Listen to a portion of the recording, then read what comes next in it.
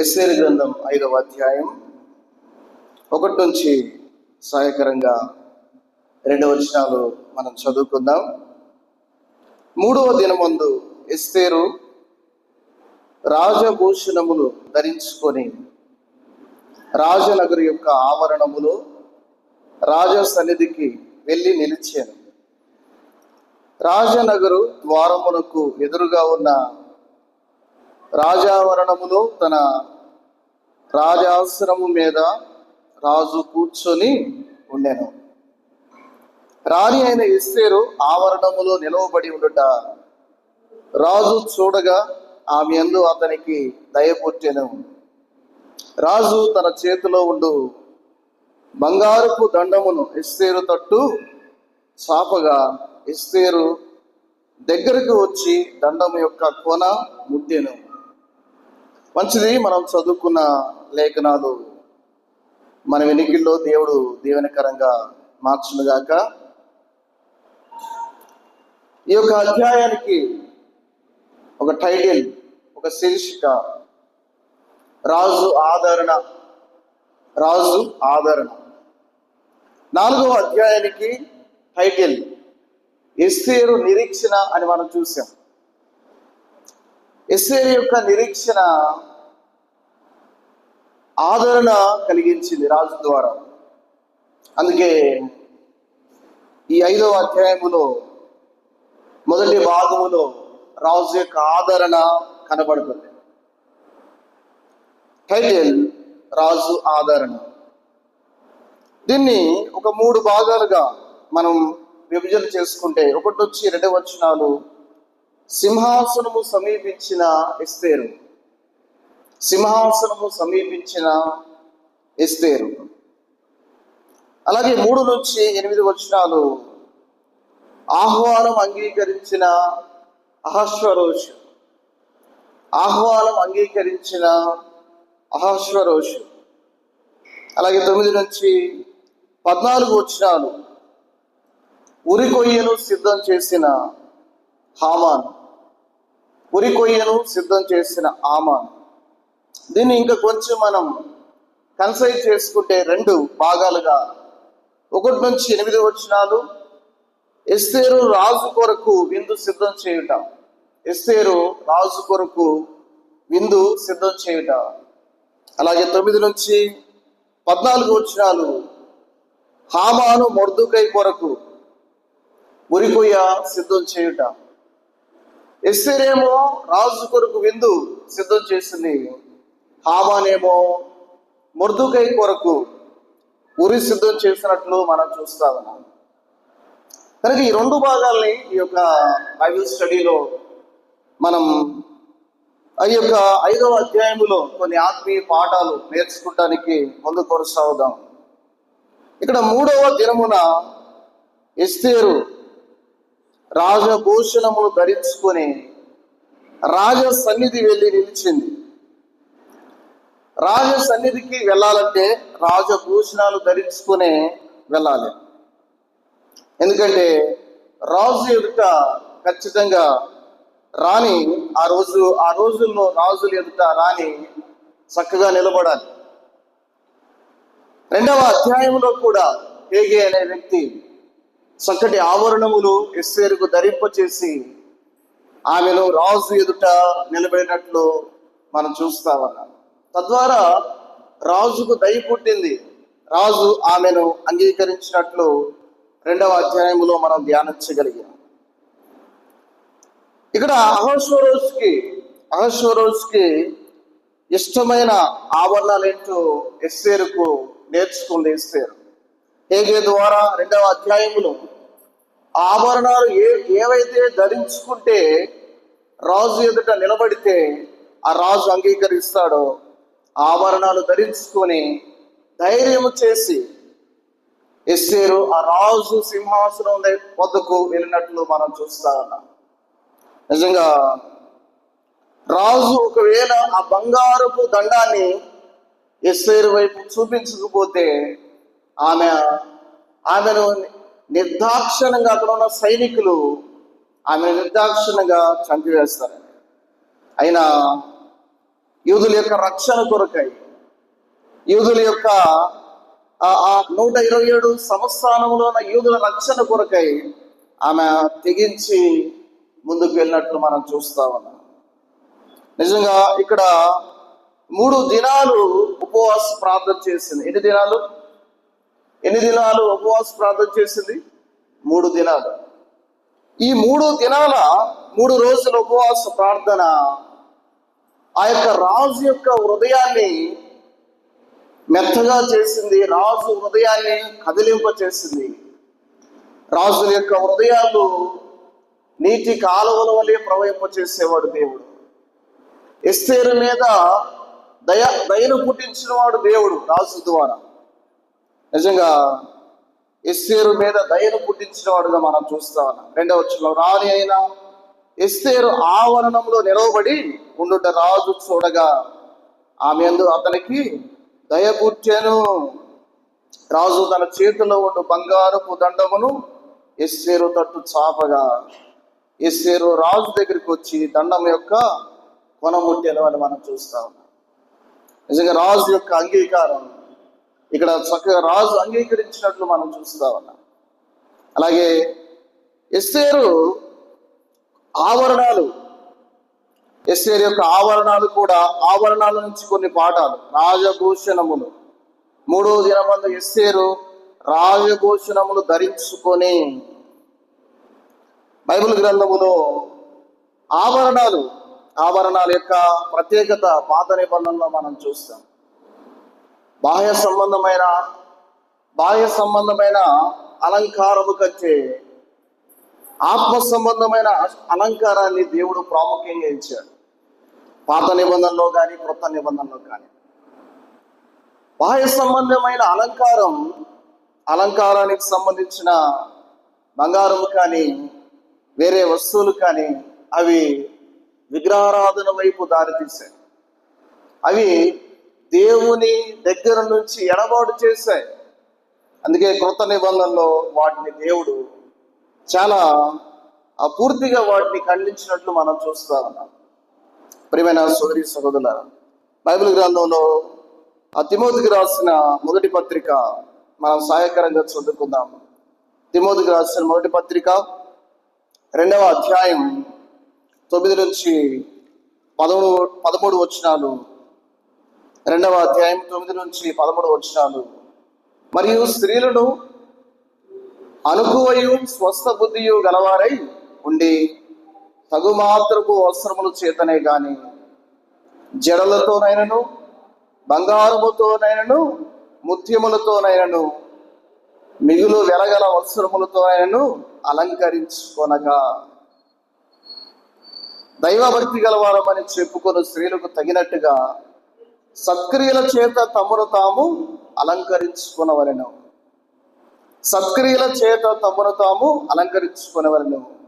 స్త్రీలు మౌనంగా ఉండి సంపూర్ణ విధేయతతో నేర్చుకొనవలెను. స్త్రీ మౌనంగా ఉండవలసినదే గాని ఉపదేశించుటకైనను పురుషుని మీద అధికారము చేయుటకైనను ఆమెకు సెలవీయను. మొదట ఆదామును తర్వాత హవ్వయును నిర్మింపబడిరి గారా. మరి ఆదాము మోసపరచబడలేదు కానీ స్త్రీ మోసపరచబడి అపరాధములో పడిను. అయినను వారు స్వస్థ బుద్ధి కలిగి విశ్వాస, ప్రేమ, పరిశుద్ధతల యందు నిలకడగా ఉండిన ఎడల శిశు ప్రసూతి ద్వారా ఆమె రక్షింపబడును. దాదాపుగా 9 నుంచి 13 వచనాల్లో ఆ వివరించాడండి. అలాగే పేతురు రాసిన మొదటి పత్రికలో కూడా 3వ అధ్యాయంలో 1 నుంచి 5 వచనాలు మనం సహాయకరంగా చదువుకుందాం. పేతురు రాసిన మొదటి పత్రిక 3వ అధ్యాయం 1 నుంచి 5 వచనాల్లో కూడా, అటువలే స్త్రీలారా మీరు మీ స్వపురుషులకు లోబడి ఉండడి. అందువలన వారిలో ఎవరైనాను వాక్యమునకు అవిధేయులైతే వారు భయంతో కూడిన మీ పవిత్ర ప్రవర్తన చూచి వాక్యము లేకుండానే తమ భార్యల నడవడి వలన రాబర్చబడవచ్చును.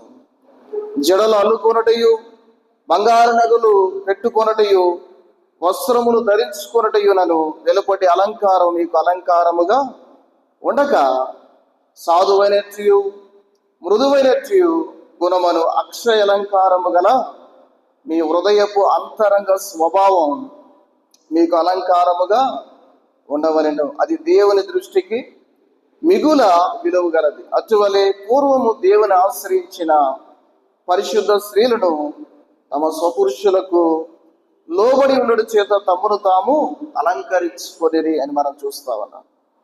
కనుక దేవుడు బాహ్య సంబంధమైన అలంకారాన్ని తీవ్రంగా కృత నిబంధనలో ఖండించినట్లు మనం చూస్తా ఉన్నాం.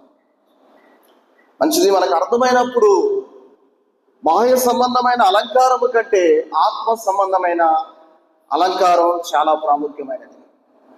ఈ ఆభరణాలు రెండు రకాలు. ఒకటి ఆత్మ సంబంధమైన అంటే అక్షయమైన ఆభరణములు, అలాగే శరీర సంబంధమైన అంటే క్షయమైపోయే ఆభరణములు అని రెండు విధాలుగా బైబిల్ పండితులు వాటిని వివరించినట్లు మన లేఖనాల్లో చూడగలం. ఆత్మ సంబంధమైన అవి అక్షయమైనవి, అంటే ఎంత మాత్రము కూడా క్షయము కానటువంటివి. శరీర సంబంధమే అయిన అలంకారాలంటే అవి క్షయమైపోయేవి. బాహ్య సంబంధంగా ధరించే వస్తువులు ఒకరోజు వాటన్నిటినీ ఈ భూలోకంలో మనం వదిలిపెట్టి వెళ్ళిపోవాలి. ఇవన్నీ మనం వెంట రావు. కనుక ఆత్మ సంబంధమైన అలంకారం అనేది చాలా ప్రాముఖ్యంగా బైబిల్ గ్రంథంలో దేవుడు ఇచ్చినట్లు మనం చూస్తా ఉన్నాం. అట్లానే కొంతమంది అలంకరించుకునేవారు ఉన్నారు. కనుక వాటికంటే ప్రాముఖ్యమైనది ఆత్మ సంబంధమైన అలంకారం. వాటికి ఇంపార్టెన్స్ ఇవ్వాలి మనం. కనుక దాదాపుగా ఒక 10 విషయాలు ఈ పేతురు రాసిన మొదటి పత్రికలో కానీ తిమోతికి రాసిన మొదటి పత్రికలో కానీ దాదాపుగా ఒక 10 విషయాలు వర్ణించాడు. ఒకటి సహాయకరంగా కీర్తన గ్రంథం చదువుకుందాం. కీర్తన గ్రంథం చదువుకొని తర్వాత మనం ముందుకు వెళ్దాం. కీర్తన గ్రంథం 149వ కీర్తన 4వ చరణం చదువుకుందాం. రక్షణ అనే ఆభరణాన్ని అక్కడ వివరించాడు. 149వ కీర్తన 4వ చరణం. యెహోవా తన ప్రజల యందు ప్రీతి గలవాడు, ఆయన దీనులను రక్షణతో అలంకరించును. రక్షణ అనే ఆభరణం ఇక్కడ మనకు కనబడుతూ ఉంది. ఏంటంట? రక్షణ అనే ఆభరణం. కనుక ప్రతి విశ్వాసకి ధరించవలసిన ఆభరణం మొట్టమొదటి ఏంటంటే రక్షణ అనే ఆభరణం. ఈ లోకములో రక్షణ అనే ఆభరణం లేకపోతే మనం పరలోక రాజ్యానికి ఎంత మాత్రం కూడా వారసులు కాలేదు. కనుక ప్రాముఖ్యమైన ఆభరణం ఏంటంటే రక్షణ. రెండవది అక్కడే తిమోతికి రాసిన మొదటి పత్రిక 2వ అధ్యాయం 9 నుంచి 15 వచనంలో అనుకువ అనే ఆవరణం. ఏంటంట? అనుకువ అంటే బైబిల్ గ్రంథంలో ఇక్కడ కొన్ని ఆభరణాలు, ఆత్మ సంబంధమైన ఆభరణాల గురించి తెలియజేస్తా ఉన్నారు. ఒకటి ప్రాముఖ్యమైనది రక్షణ అనే ఆభరణం. రెండవది అనుకోగలిగి జీవించుట. అనుకువ లేని స్త్రీ ఒక ఆమె ఉంది బైబిల్ గ్రంథంలో. ఆదికాండం 16వ అధ్యాయం 9వ వచనం మనం సహాయకరంగా చదువుకుందాం. ఆగరు గురించి చెప్పబడింది. 16వ అధ్యాయం 9వ వచనంలో అప్పుడు యెహోవా దూత నీ యజమానురాలి యొద్దకు తిరిగి వెళ్ళి ఆమె చేతి క్రింద అణిగి ఉండమని దానితో చెప్పాను. కనుక అణిగి ఉండాలనే ఆలోచన లేకుండా ఆగర్ అనే స్త్రీ శారా యొద్ద నుంచి పారిపోయింది. కనుక యెహోవా దూత ఏమని తెలియజేస్తామన్నాడంటే ఆమె యొద్ద అణిగి ఉండు. కనుక ప్రియమైన సోదరి సోదరులారా, దేవుని నమ్ముకున్న మనం, రక్షణ పొందిన మనం ఒక సంఘముగా, ఆయన వరుడు, మనం వధువు. అయితే ఆయన రెండవ రాకడలో ఆయన రాబోతూ ఉన్నాడు. ఆయన రాకడు కొరకై మనం సిద్ధంగా ఉండాలి. ఆ రాజు ఎదుట, మన పరమరాజు ఎదుట మనం నిలబడాలి. భూలోక సంబంధమైన రాజు ఎదుట, అహష్వేరోషు రాజు ఎదుట ఎవరు నిలబడ్డారు? ఎస్తేరు నిలబడింది. రాజాభరణాలు, రాజభూషణములు ధరించుకొని నిలబడింది. చాలా ఆమె జీవితం, ఆమెను చూసినప్పుడు రాజుకు దయ పుట్టింది. కనుక మన రాజు ఎదుట మనం నిలబడేటప్పుడు, మన రాజు, పరమరాజు ఆయన ఎదుట మనం నిలబడేటప్పుడు మన ఆభరణాలు ఆత్మ సంబంధమైన ఆయుధాలు. కనుక ఈ ఆయుధాలు కలిగి మనం నిలబడినప్పుడు ఆయన మనల్ని హక్కున చేర్చుకునేవాడు, మనకి కిరీటాలను అనుగ్రహించేవాడు, బహుమతులను అనుగ్రహించేవాడు.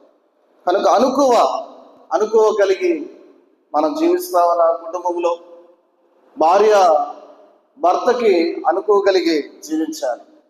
ఒక భార్యగా కుటుంబంలో ఉన్నప్పుడు భర్తకి అనుకోగలిగి ఉండాలా. అలాగే పిల్లలు తల్లిదండ్రులకు అనుకో కలిగి ఉండాలి. అలాగే కుటుంబంలో పెద్దవారు ఉంటారు. కుటుంబానికి పెద్ద తలకాయలు చాలా ప్రాముఖ్యమైనవి. అంటే తల్లిదండ్రులు కానీ అత్తమామలు కానీ వారు చాలా ప్రాముఖ్యమైన వారు. కనుక వారి మాటలకి మన విధేయత చూపేవారంగా ఉండాలి. అనుకో కలిగి జీవించవలసిన అవసరత ఎంత ఉందండి. కనుక అనుకో కలిగి జీవించలేని స్త్రీ ఆగరు మనకు కనబడతాం. కనుక రెండవ ఆభరణం ఏంటంటే అనుకువ అనే ఆభరణం ధరించామా. దేవుని దగ్గర విధేయత, అనుకోకి మరొక పర్యాయ పదం ఏంటంటే విధేయత. విధేయత కలిగి దేవుని ఎదుట మనం జీవిస్తా ఉన్నామా.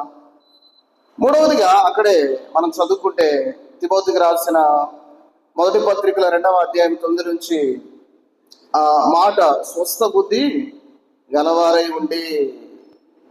స్వస్థ బుద్ధి అనే ఆభరణం. ఏ బుద్ధి అంట? దుర్బుద్ధి కాదు, కానీ స్వస్థ బుద్ధి అనే ఆభరణం ధరించుకొని ప్రభు ఎదుట మనం నిలబడాలండి, మన రాజు ఎదుట నిలబడాలి. ఏ బుద్ధి అంట? స్వస్థ బుద్ధి. అంటే దుర్బుద్ధి కాకుండా దేవుని ఎదుట మంచి బుద్ధి కలిగి మనం జీవించే వారంగా ఉండాలి. బైబిల్ గ్రంథంలో ఒక స్త్రీ స్వస్థ బుద్ధి కలిగి జీవించిన స్త్రీ గురించి మనం చూద్దాం. ఒక ఎగ్జాంపుల్గా సమూయేలు రాసిన మొదటి గ్రంథం 25వ అధ్యాయం. సమూయేలు రాసిన మొదటి గ్రంథం 25వ అధ్యాయం 3 నుంచి మనం చదువుకుందాం. మొదటి గ్రంథం 25వ అధ్యాయం 3వ వచనంలో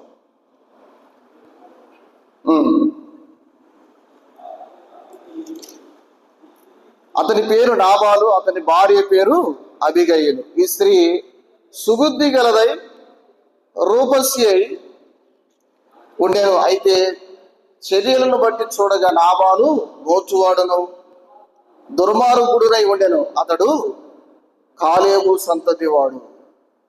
ఇక్కడ అబిగయీలు అనే స్త్రీ మనకి ఈ సమూయేలు గ్రంథంలో ఉంది. ఆమె ఏ బుద్ధి కలదంట? సుబుద్ధి కలిగినది. ఆమె సుబుద్ధి కలిగినది, చాలా వివేకం కలిగినది. సుబుద్ధి ప్రతి విషయంలో ఒక మంచి బుద్ధి కలిగింది. అదే బైబిల్ గ్రంథంలో కొత్త నిబంధనలో మంచి మనస్సాక్షి అన్నాడు. మంచి బుద్ధి కలిగి జీవించడం, మంచి బుద్ధి అనే ఆభరణం మనం ధరించుకొని ఉండాలి. ఆ మంచి బుద్ధి అంటే లోపల ఒకటి బయట ఒకటి ఉంటే అది మంచి బుద్ధి కాదన్నమాట. మనం లోపల ఒకటి పెట్టుకొని బయట కూడా మాట్లాడామంటే అది మంచి మనస్సాక్షి కాదు, అది యథార్థత కాదు. కనుక ఆ ఆవరణం మన రాజు ఎదుట మనం నిలబడవలసిన అవసరం ఉంది. ఆ ఆభరణం, మూడవ ఆభరణం ఏంటంటే సుబుద్ధి అనే ఆభరణం. నాలుగవది అక్కడే మనం చదువుకుందాం. గలవారై ఉండే తగు మాత్రపు వస్త్రములతో అలంకరించుకొనక దైవభక్తి గలవారమని చెప్పుకొను స్త్రీలకు తగినట్టుగా సత్క్రియల చేత తమను తాము అలంకరించుకొనవలెను. సత్క్రియ అనే ఆభరణం. నాలుగవ ఆభరణం ఏంటంట? సత్క్రియ. ఈ సత్క్రియ అనే ఆభరణం బైబిల్ గ్రంథంలో ఒక స్త్రీ కనబడుతుంది. ఆమె బట్టలు స్టిచ్చింగ్ చేస్తుంది అనమాట. అపోస్తుల కార్యములో 9వ అధ్యాయంలో ఉంటుంది. గుర్తొచ్చిందా? ఎవరామె? డోర్కా సత్క్రియల చేత ఆమె చక్కటి పరిచర్య చేసింది. సత్క్రియల చేత ఆ మంచి ఆభరణాన్ని ఆమె ధరించుకుని ఉంది. ఆ సత్క్రియ చేత ఆమె అక్కడ స్వస్థపరచబడినట్లు, ఆమె చనిపోయిన స్త్రీ లేపబడినట్లు మనం చూస్తా ఉన్నాం. కనుక నాలుగవ ఆభరణం ఏంటంటే సత్క్రియలు. మన జీవితంలో మంచి క్రియలు చేసేవారంగా ఉండాలి. అందుకే దేవుని వాక్యములో నీతిమంతుడు విశ్వాస మూలంగా జీవించును, అయితే క్రియలు లేని విశ్వాసం మృతము అని దేవుని వాక్యం సెలవిస్తూ ఉంది. కనుక క్రియలు లేకుండా మన జీవితంలో ఉంటే, అంటే మంచి క్రియలు, దేవుడు కోరుకునే మంచి క్రియలు, మంచి డీడ్స్ మనం ఈ లోకంలో చేసేవారుగా ఉండాలి.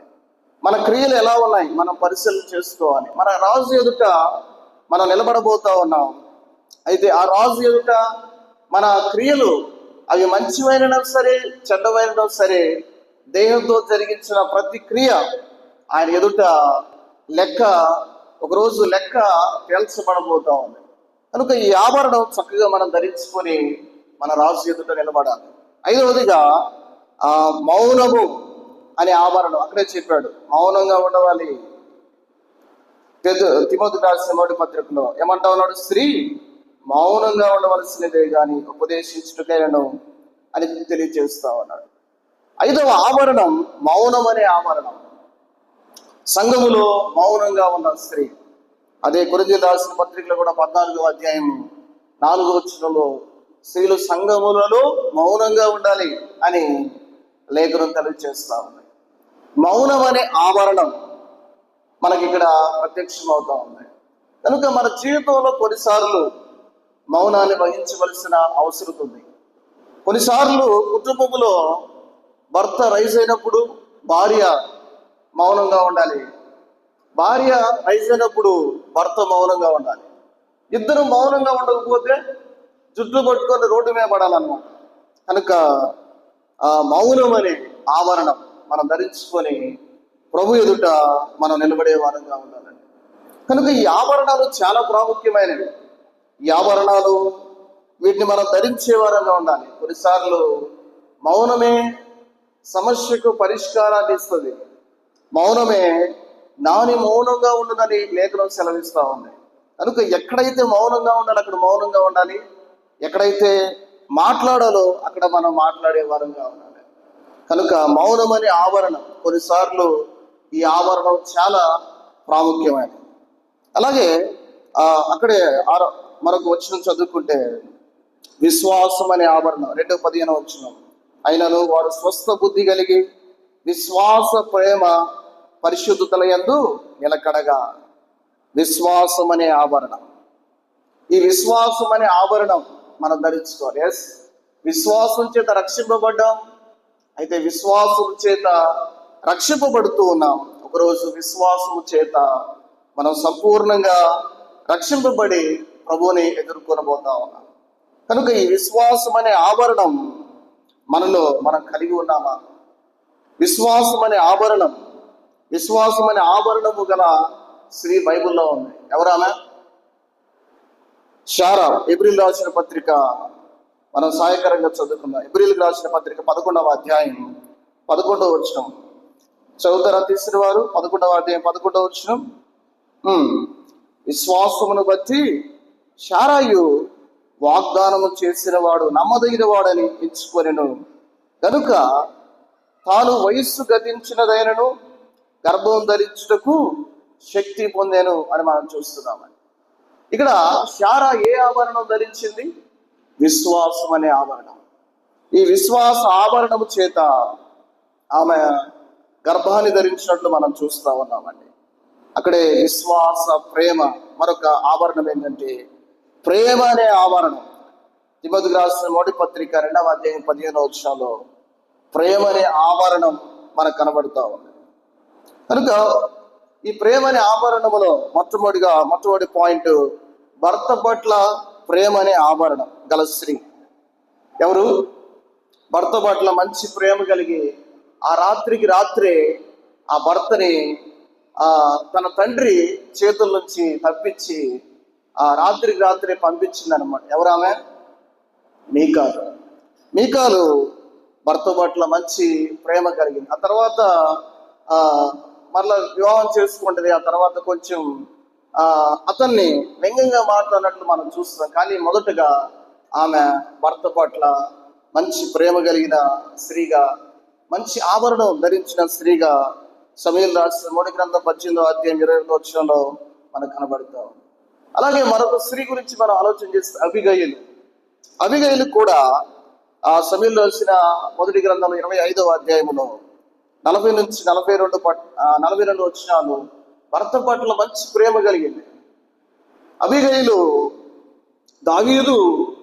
దావీదు నుంచి తన నాబాల్ని, తన భర్తని, మొరటివాడు అనమాట నాబాలు. చెప్తే అర్థం చేసుకునేవాడు కాదు, ఒక రకంగా చెప్పాలంటే మూర్ఖుడు అని చెప్పాలన్నమాట. భర్తని ఆ దావీదు చేతుల నుంచి కాపాడుతుంది. ఎందుకంటే ఆమెకున్న ప్రేమ.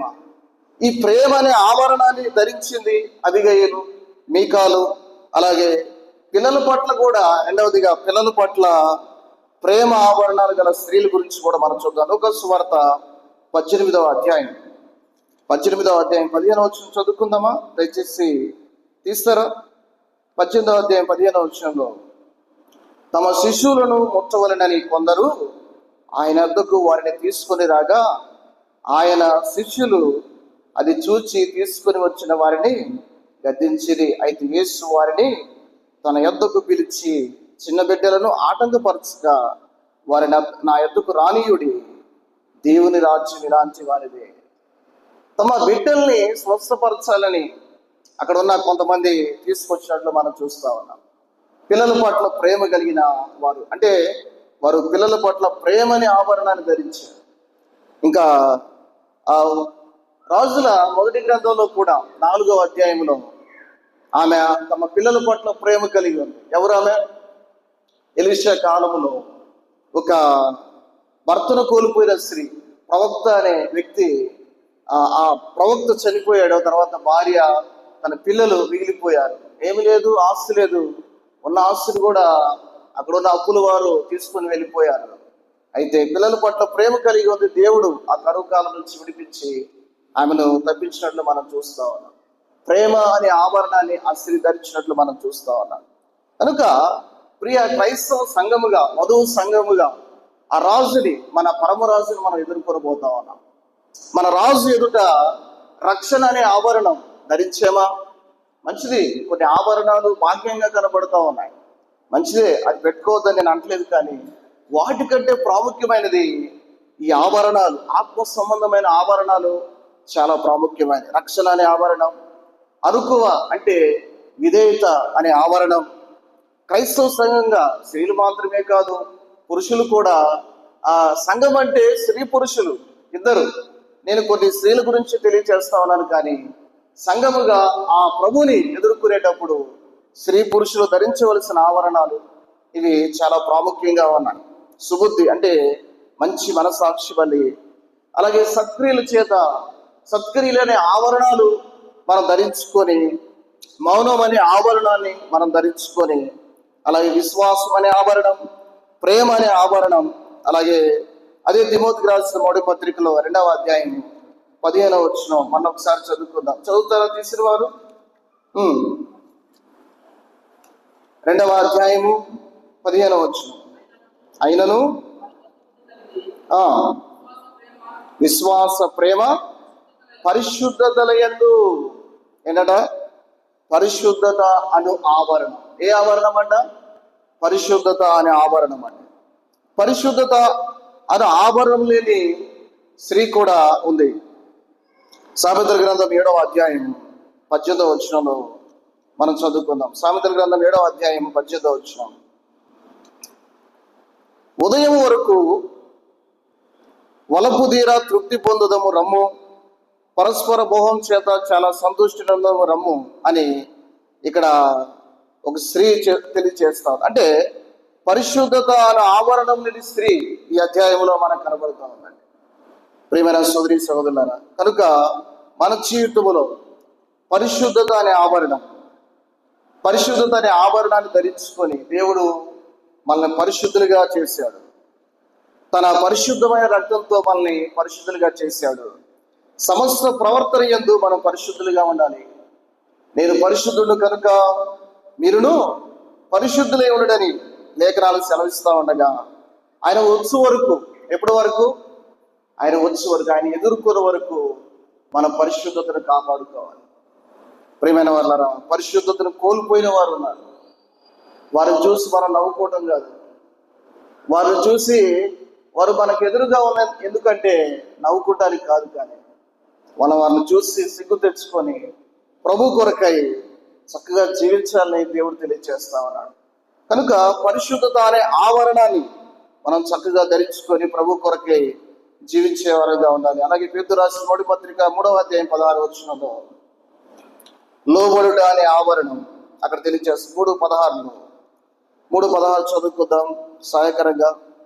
మీలో ఉన్న నిర్మలమైన మనస్సాక్షి కలిగిన వారే మీలో ఉన్న నిరీక్షణను గురించి మిమ్మల్ని హేతువడుగు ప్రతి వారికి సాత్వికంతో భయంతో సమాధానం చెప్పుటకు ఎల్లప్పుడూ సిద్ధంగా ఉండి మీ హృదయములందు క్రీస్తు ప్రభువుగా ప్రతిష్ఠించుడి.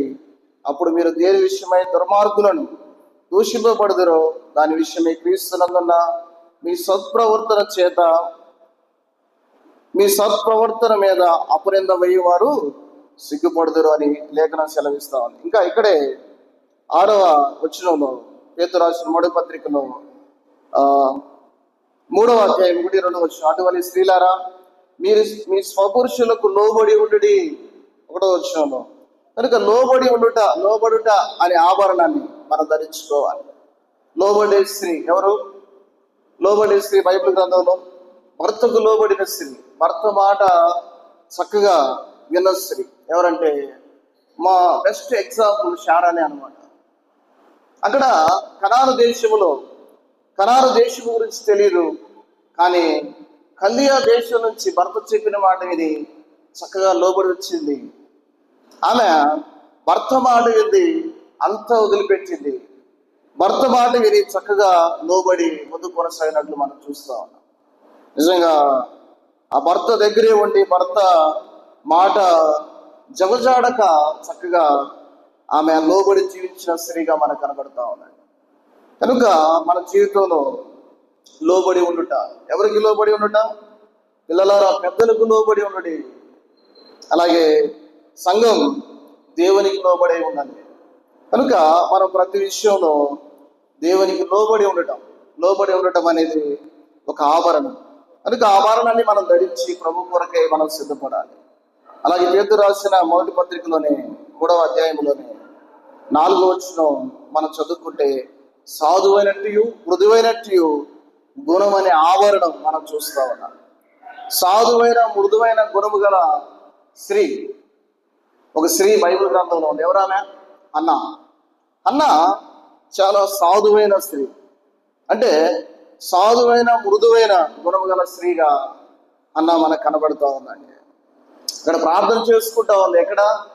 షీలోహులో ఉన్న దేవాలయంలో.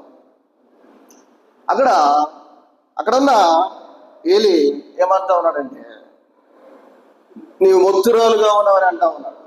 కానీ ఆమె ఎంత మాత్రం కూడా నేను నీకు ఎట్లా కనపడుతున్నాను, సారా తాగేవని ద్రాక్షరసం తాగిన స్త్రీలా కనపడతా ఉన్నానా అని ఎదురు చెప్పలేదు అనమాట.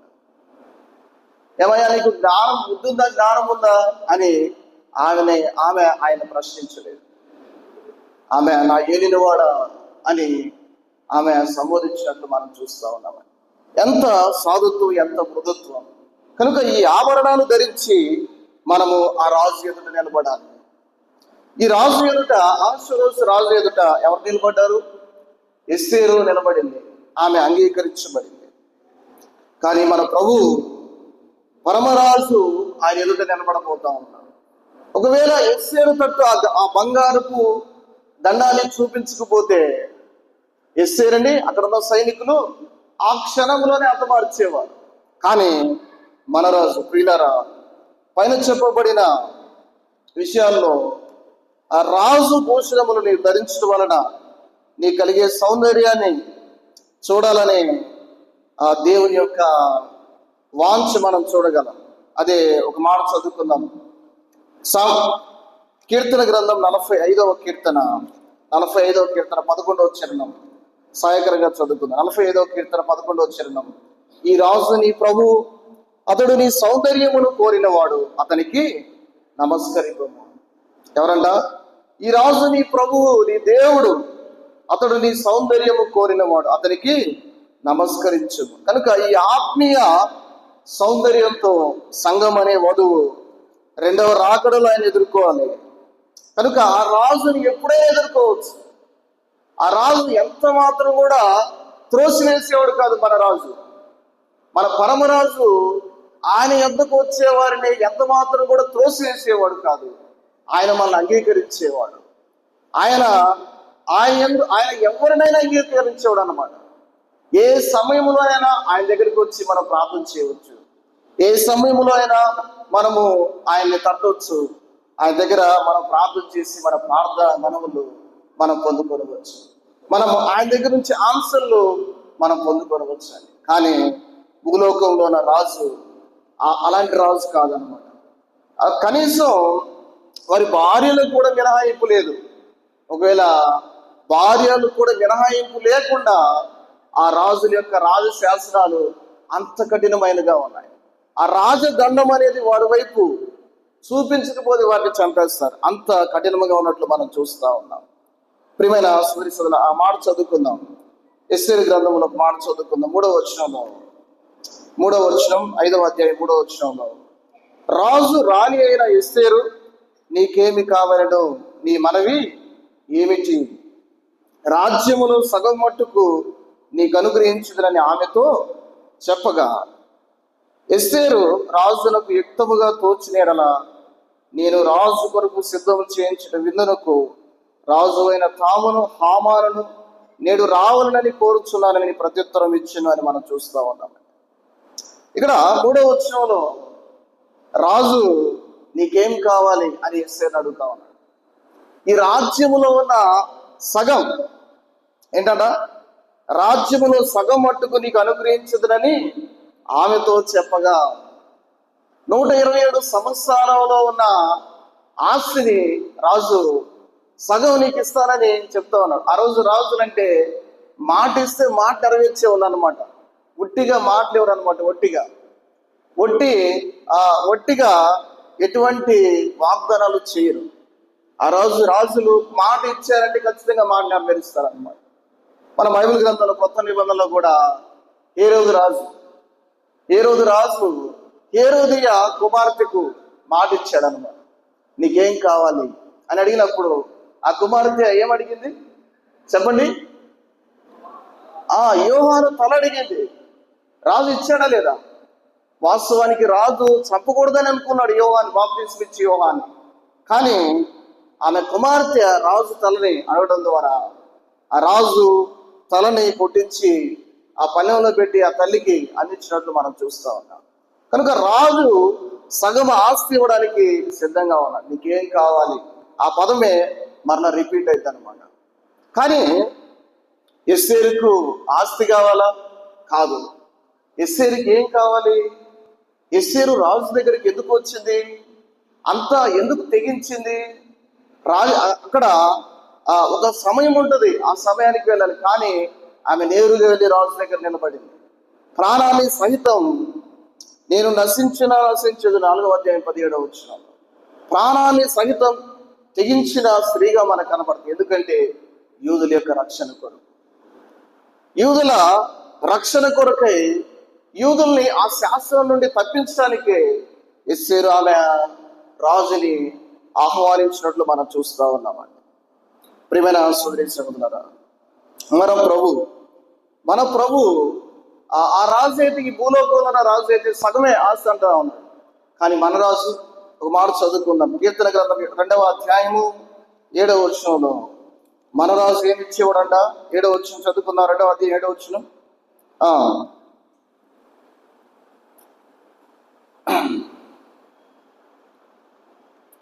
8వ వచనం చదువుకుందాం. నన్ను అడుగుము, జనములను నీకు స్వాస్థ్యముగాను భూమిని దిగంతముల వరకు సొత్తుగాను ఇచ్చేదను. మన రాజు ఉందండి, జనములను స్వాస్థ్యముగా ఇచ్చేవాడు, భూమిని భూ దిగంతముల వరకు సొత్తుగా మనకి ఇచ్చేవాడు అండి. నిజంగా ఆయనవన్నీ మనవే. ఆయన అంగీకరిస్తే, మన రాజుని అంగీకరిస్తే ఆయనకున్నదంతా మనదే. ఆయన ఐశ్వర్యం మొత్తం మనదే.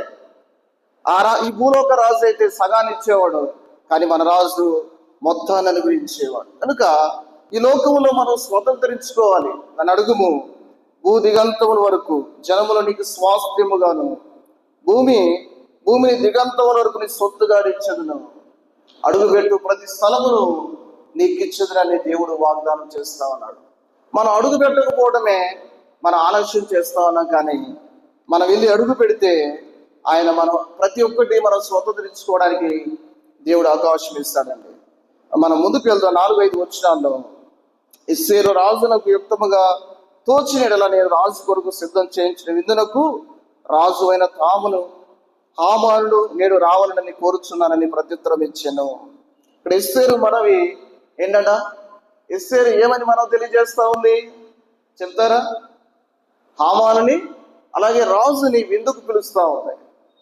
నిజంగా వాస్తవానికి ఇక్కడ నీకేం కావాలో చెప్పు అని అడిగినప్పుడు ఏం చెప్పాలి?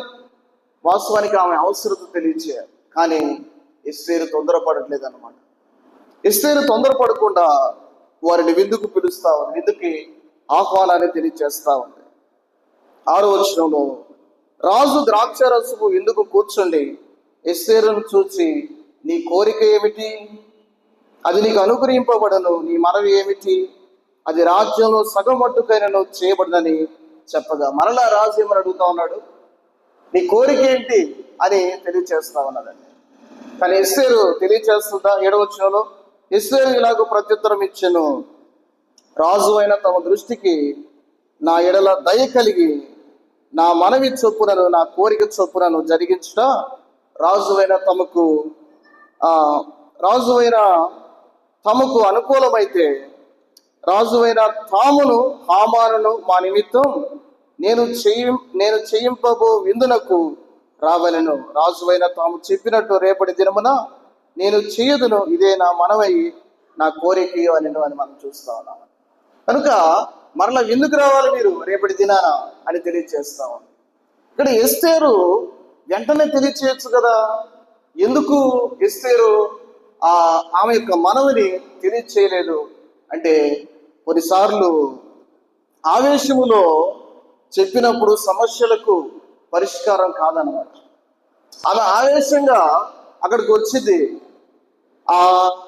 ఆ యొక్క పరిస్థితుల మధ్య చాలా బాధ ఉంది, చాలా దుఃఖం ఉంది, చాలా విచారం ఉంది. కారణం ఏంటంటే 127 సంవత్సరాలున్న ఆ యూదులందరి మీదకి ఏమొస్తా ఉంది? మరణ శాసనం వస్తా ఉంది. కనుక ఆవేశంలో నిర్ణయాలు తీసుకోకుండా దేవుని నిర్ణయం కొరకు వేచి ఉంటా ఉంది, దేవుని చిత్తం కొరకు ఎదురు చూస్తూ ఉంది. కనుక ఒక విశ్వాసిగా కొన్నిసార్లు వెంటనే మనం నిర్ణయాలు తీసుకోనక దేవుని నిర్ణయం ఏంటి, దేవుని చిత్తం ఏంటి అని మనం ఎదురు చూసే వారంగా ఉండాలి. అది విశ్వాస యొక్క లక్ష్యం. దేవుని వైపు చూస్తూ ఆమె చక్కగా ఆ యొక్క విషయాన్ని ప్రజెంట్ చేయాలని ఆమె వేచి ఉన్నట్లు మనం చూస్తూ ఉన్నామండి. మంచిది. ఇక్కడ 10 నుంచి దాదాపుగా 14 వచనాల్లో ఉన్న సారాంశం మనం సహాయకరంగా చూద్దాం. 9 నుంచి 14 వచనాల్లో హామాను మొర్దుకై కొరకు ఉరికొయ్యను సిద్ధం చేసినట్లు మనం చూస్తా ఉన్నాం. హామాను మొర్దుకై కొరకు ఉరికొయ్యను సిద్ధం చేస్తాను. 9వ వచనంలో ఆ దినమందు హామాను సంతోషించి మనోల్లాసము గలవాడే బయలు వెళ్ళి రాజు గుమ్మము నుండి మొర్దుకై తను చూచియు అతను లేచి నిలవకియు కదలకియు ఉన్నందున మొర్దుకై మీద బహుగా కోపించును అని మనం చూస్తా ఉన్నాం. ఇక్కడ 2 వచనాల్లో 2 యాంగిల్స్ మనకు కనబడతా ఉన్నాయి. ఒకటి, మొర్దుకై చాలా ఉల్లాసంగా ఉన్నాడు అన్నమాట, చాలా సంతోషిస్తా ఉన్నాడు, మనో ఉల్లాసం కలిగిన వాడే ఉన్నాడు. అదే వెంటనే రియాక్షన్ అండి. మొర్దుకై కనబడిన వెంటనే అతడు బహుగా కోపించను అని మనం చూస్తా ఉన్నాం. ప్రియమైన వాళ్ళారా, ఇక్కడ బహుగా కోపించను అతని యొక్క జీవితం మనకు కనబడుతూ ఉంది. ఈ హామాను గురించి మనం ఏం చెప్పుకున్నాం ముందు అధ్యాయాల్లో? ఆ వ్యక్తి శరీర సంబంధిగా ఉన్నాడు. అతడు సంతోషం. అక్కడ ఆ 127 సంవత్సరాల్లో చాలా విచారం, చాలా దుఃఖం, చాలా బాధ, నిట్టూర్పు. అక్కడున్న రాణి చాలా మనోవ్యాకులత కలిగి శోకము కలిగి ఉంది. అయితే హామానుకు చాలా సంతోషం ఉంది. ప్రియమైన వాళ్ళారా, ఆత్మ సంబంధులు నష్టం పోవుట శరీర సంబంధులకు సంతోషమని ఈ లేఖనాలు తెలియజేస్తా ఉన్నాయి. కనుక ఎప్పుడైతే ఆత్మ సంబంధి అయిన మొర్దెకై ఇక్కడ హామాను కనబడ్డాడో వెంటనే రియాక్షన్స్ మారినాయి అనమాట, చేంజ్ అయిపోయాయి. ఫేస్ ఎక్స్ప్రెషన్స్ వెంటనే చేంజ్ అయినట్లు మనం చూస్తా ఉన్నాం. కోపగించను, బహుగా కోపగించను అని మనం చూస్తా ఉన్నామండి. 10-13 వచనాల్లో అయితే హామాను కోపం అణుచుకొని తన ఇంటికి పోయి తన స్నేహితులను తన భార్య అయిన జెరెషును పిలిపించి, ఇక్కడ అణుచుకోవడం మంచి లక్షణమా చెడ్డ లక్షణమా? కోపాన్ని చెప్పండి. కోపాన్ని అణుచుకోవడం మంచి లక్షణమా చెడ్డ లక్షణమా? మంచి లక్షణమే. కానీ ఆ వ్యక్తి కోపం అణుచుకొని తన ఇంటికి పోయి తన స్నేహితులను తన భార్య అయిన జెరెషును పిలిపించి, అక్కడ 11, 12, 13 వచనాలు చదివితే ఆ కోపం తగ్గలేదన్నమాట. అక్కడ అణుచుకొని అంటే అక్కడే వదిలిపెట్టేయాలన్నమాట. కోపం అణుచుకోవడం అంటే అక్కడే వదిలిపెట్టేయాలి, అక్కడే బాధ పెట్టేవారంగా ఉండాలి. కానీ ఆ తన కోపాన్ని ఇంటికి కూడా తీసుకొని వెళ్ళిపోతున్నట్లు మనం చూస్తా ఉన్నాం. ప్రియమైనరా, తన స్నేహితులను తన భార్య అయిన జెరెషును పిలిపించి తనకు కలిగిన గొప్ప ఐశ్వర్యమును గూర్చి, చాలా మంది పిల్లలు తమకు ఉండటం గూర్చి, రాజు తన్ను గణపరిచి రాజు క్రింద నుండి అధిపతుల మీదను సేవకుల మీదను తను ఎలాగున పెద్దగా చేసెనో దానిని గూర్చి వారితో మాట్లాడేను అని మనం చూస్తా ఉన్నాము. మరియు అతడు రాణి అయిన ఎస్తేరు తాను చేయించిన విందునకు రాజును నన్ను తప్ప మరి ఎవరిని పిలిపించలేదు, రేపటి దినమును కూడా రాజుతో కలిసి విందునకు రమ్మని నాకు సెలవైనదని తెలియచేశాను. ఇక్కడ హామాను ఉరిసిపోతా ఉన్నాడు అనమాట, ఓహలు కళ్ళగంటా ఉన్నాడు అనమాట. రాజు హెచ్చించాడు నన్ను, అలాగే రాజు యొక్క భార్య ఆ రాణి కూడా నన్ను హెచ్చిస్తా ఉంది, నన్ను గణపరుస్తా ఉంది అని అనుకుంటా ఉన్నాడు. వాస్తవానికి ఎస్తేరు గణపరిచిందా? ఎస్తేరు యొక్క ఉద్దేశం అతన్ని గణపరచడమా? కాదండి. అయితే తాను ఆ ఊహల్లో మునిగి తేలుతా ఉన్నాడు. అయితే తను తెలియచేసే మాట ఏంటంటే 13 వచనం, అయితే యూదుడైన మొర్దెకై రాజు గుమ్మమున కూర్చొని ఉండుట నేను చూచినంత కాలం ఆ పదవి అంతటి వలన నాకు ప్రయోజనం ఏమీ లేదని అతడితో చెప్పగా అని మనం చూస్తా ఉన్నాం. రాజు హెచ్చించాడు, కానీ రాణి హెచ్చించింది, గణపరిచింది. కానీ అక్కడ ఉన్న ఎవరు గణపరచట్లేదు? మొర్దెకై గణపరచు, నాకేం ప్రయోజనం లేదు. కనుక అన్నిటిని బట్టి అన్ని కలిగి ఉన్నాడు, వాటితో తృప్తి చెందట్లేదు అన్నమాట ఈ వ్యక్తి. కనుక ఎవరైతే ఇక్కడ మనం ఆలోచన చేస్తే మన జీవితంలో అన్న వస్త్రములు కలిగి తృప్తి కలిగి ఉండమని లేఖనం సెలవిస్తా ఉంది. కనుక కొన్నిటిని బట్టి తృప్తి అసంతృప్తి కలిగినప్పుడు ఇక్కడ అసంతృప్తి కలిగి జీవించే వ్యక్తి శరీర సంబంధిగా ఈ హామాను మనకు ప్రత్యక్షం అవుతా ఉన్నాడు. ఈ అసంతృప్తి వల్ల అతడు ఏం చేస్తా ఉన్నాడు? 14 వచనంలో తెలియచేస్తున్నాడు తన భార్యకు, అతని భార్య అయిన జెరెషును అతని స్నేహితులందరూ 50 మూరలు ఎత్తుగల ఒక ఉరికి చేయించుము, దాని మీద మొర్దెకై ఉరితేయింపబడినట్లు రేపు నీవు రాజుతో మనవి చేయము, తర్వాత నీవు సంతోషముగా రాజుతో కూడా విందునకు పోదు అని అతనితో చెప్పేది. కనుక అక్కడ ఉన్నవారు మరి సలహాలు ఇస్తా ఉన్నారు. ఎవరు? ఈ శరీర సంబంధికి కొంతమంది భజన బృందం ఉందన్నమాట. ఈ భజన బృందం ఏం చేస్తా ఉందంటే వాళ్ళకి భజన చేస్తా ఉందన్నమాట. నీవు రాజుకి రాజుకి వెళ్ళి తెలియచేయి, అక్కడ ఉన్న వ్యక్తిని ఉరి మరి చెప్పించు అని, ఆ తర్వాత చక్కగా రాణి దగ్గర మీరు విందులో కొనసాగు అని తెలియచేసి, ఈ శరీర సంబంధికి ఆ శరీర సంబంధుల యొక్క ఆలోచనలు చాలా సంతృప్తి కలిగించాయి. సంతృప్తి కలిగించి ఏం చేస్తున్నారు? 14 వచనంలో అక్కడే మనం చదువుకుందాం, ఆ చివరి భాగంలో. ఈ సంగతి హామానునకు యుక్తముగా కనబడినందున అతడు ఉరికోయి ఒకటి సిద్ధము చేయించును అని మనం చూస్తా ఉన్నాం. ఏం చేయించాడంట? ఉరికోయ సిద్ధం చేయించినట్లు మనం చూస్తా ఉన్నాం. ఎవరి కోసం? మొర్దెకై కోసం. ఎంతది? 50 మూరలు అంట. 50 మూరల ఎత్తుకోయ ఉరికోయని సిద్ధం చేయించాడండి. రేపటి దినాన అంటే ఉరికోయ ఎప్పుడు సిద్ధం చేయాలి? ఈ రాత్రే సిద్ధం చేయాలి. అక్కడే మనం చదువుకుంటే అతని భార్య అయిన జెరూషును అతని చేతులందరూ 50 మురలు ఎత్తుగల ఒక ఉరిపోయే చేయించుము, దాని మీద మొర్దుకై ఉరి తీయింపబడినట్లు రేపు నీవు రాజుతో మనవి చేయము, తర్వాత నీవు సంతోషముగా రాజుతో కూడా విందునకు పోదు అని అతనితో చెప్పేది. ఈ సంగతి హామానునకు యుక్తముగా కనబడినందున కనుక ఆ రాత్రి ఆ వ్యక్తి ఏం చేయించుంటాడండి? Online prayer. మనం ఆన్లైన్ ప్రేయర్ చేస్తాం మంచి కోసం, కానీ ఈ వ్యక్తి చెడు కోసం ఏం చేస్తా ఉన్నాడు? ఆ హోల్ నైట్, ఆ నైట్ అంతా కొంతమందిని సిద్ధపాటు చేయించి 50 మూరల ఎత్తు కొయ్యలు సిద్ధం చేస్తున్నట్లు మనం చూస్తా ఉన్నాం. కనుక చనిపోతురా చెడుతో అని ఒక సామెత ఉందన్నమాట. కనుక ఎవరు తీసిన గోతులు వారిలే పడతారనమాట. కనుక మనం ఇతరుల కోసం గొయ్యలు తవ్వామనుకో, ఆ గొయ్యిలో మనమే బొక్కబారులు పడతాం. కనుక జాగ్రత్తగా మన జీవితంలో ఉండవలసిన అవసరం ఎంత ఉందండి. కనుక హామాను ఇక్కడ హామాను అనే వ్యక్తి చాలా తన జీవితంలో చాలా చెడ్డ వ్యక్తిగా మనకు కనపడతా ఉంది. హామాను అనే వ్యక్తి మొర్దుకై మీద ద్వేషం, పగ ఇక్కడ నింపుకొని మొర్దుకైని ఏ విధంగా చంపాలి, ఆత్మ సంబంధమైన వ్యక్తిని చంపాలని ప్రయత్నం చేస్తా ఉన్నాడు. ఈ అధ్యాయములో ఎస్తేరు అలాగే హామాను వారిద్దరూ వారి జీవితాలు మనం చూసినట్లయితే ఒక 4 విషయాలు మనం సాయకరంగా చూసి ముగించుకుందాం, ప్రార్థన చేసుకుందాం. ఒకటి, ఎస్తేరు ఎలా వెళ్ళింది రాజు దగ్గరికి? చాలా వినయముతో వెళ్ళింది. కానీ హామాను అనే వ్యక్తి చాలా అతిశయంతో వెళ్తున్నట్లు మనం చూస్తాం. చాలా అతిశయంగా గర్వంతో జీవిస్తున్నట్లు వ్యక్తిగా మనం చూస్తా ఉన్నాం.